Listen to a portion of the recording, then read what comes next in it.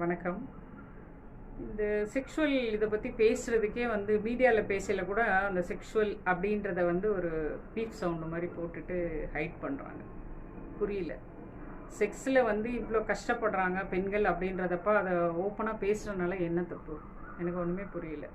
இப்போது இது நான் தான் சொல்கிறேனே, இந்த கண்ட வீடியோஸ் பார்த்து இந்த ஆண்கள் வந்து டிஃப்ரெண்ட்டான செக்ஷுவல் பொசிஷன் நம்ம படிச்சிருக்கோம், எல்லாருக்குமே தெரியும். ஓரல் செக்ஸ், ஏனல் செக்ஸ், இப்படி அந்த பெண்களை வந்து ஃபோர்ஸ் பண்ணுறாங்கன்னு நினைக்கிறேன்.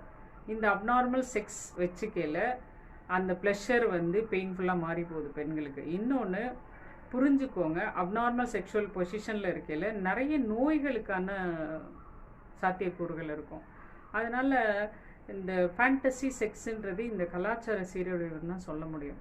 இது வந்து தம்பதிகள் கையில் தான் இருக்குது. நீங்கள் உட்காந்து பேசணும், எனக்கு இது பிடிக்குது பிடிக்கல, இல்லை உன்னை மாற்றிக்க முடியாது, நீ இப்படி தான் இருப்பேன்னு நினச்சா எனக்கு அதில் விருப்பம் இல்லை.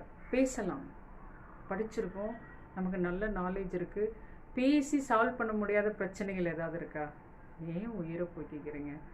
தயவுசெய்து பண்ணாதீங்க.